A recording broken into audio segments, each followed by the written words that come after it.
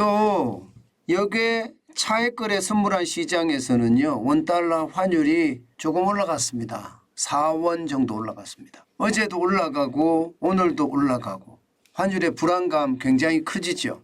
이런 상황에서 정부에서는요.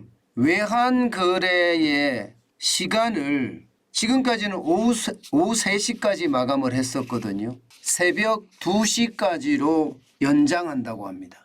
물론 뭐 당장 연장은 하는 건 아니고요. 시간을 가지고 내년까지 걸쳐서 연장한다고 해요. 왜냐하면 이 그래프를 보고 당연히 해야 된다 이렇게 말을 하는 겁니다. 왜냐? 무역 규모는요. 1997년 우리가 외환위기를 겪었을 때 2,808억 달러였습니다. 그런데 한 5배 정도 늘어났습니다. 2022년 기준으로 1조가 넘었으니까 1조 4,150억 달러가 됐으니까요. 마찬가지로 주식 거래량도 굉장히 늘었습니다. 주식 거래량도. 주식 거래량도 보면 지금 1997년에는 6억 달러에서 2021년에는 239억 4천만 달러까지 늘었고요. 2022년에는 124억 5천만 달러까지 늘었잖아요.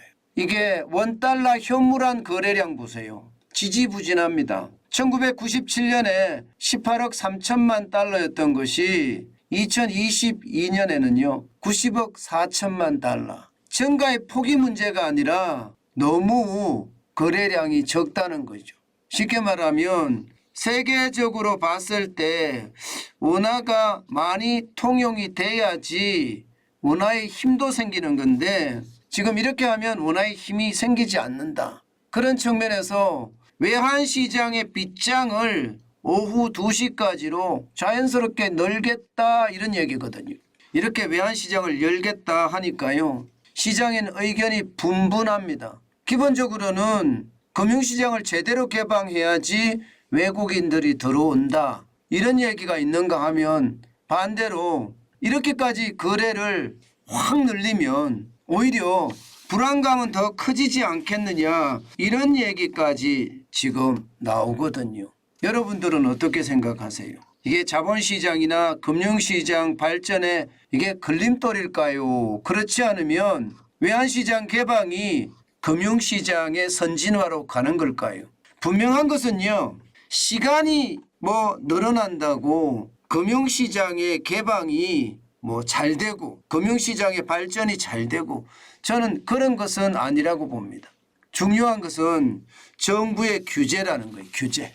정부의 규제가 워낙 심해지고 또 간치금융이 판을 치는 이런 시장에서 금융의 발전, 자본의 발전, 자본시장의 발전 이런 이야기를 한다는 것이 저는 조금 앞뒤가 맞지 않는다고 생각합니다. 시간을 늘리는 것 오히려 변동성을 덜 키울 수도 있어요. 제가 모두의 NDF 시장, NDF라고 하죠. 역외 차액 거래 선물한 시장. 여기서 4원이 올랐다고 말씀드렸잖아요. 이것은 어쩌면 말입니다. 시간을 늘리면 늘릴수록 불안감이 더 커질 수도 있다는 것. 저는 그런 생각도 해봐야 된다고 생각을 합니다. 금융시장이 선진화되고 자본시장이 선진화된다. 여기에는요. 개방이라는 것, 시간이라는 것 이것도 굉장히 중요하지만 자본주의 시장경제 원리에 맞게끔 시장을 제대로 정착시키는 게 저는 무엇보다 급선무다 이렇게 생각합니다. 그게 시장을 더 살리는 길이 아닐까 싶어요. 시장의 어떤 시장 원리를 제대로 정착시키지 않은 상태에서 자본시장 특히 외환시장만 확 열어 제낀다는 것은 외환위기의 트라우마를 끝내는 것이 아니라 오히려 말입니다. 외환위기도 촉발될 수 있다는 것 염두에 둬야 된다. 저는 이렇게 말씀드리고 싶습니다.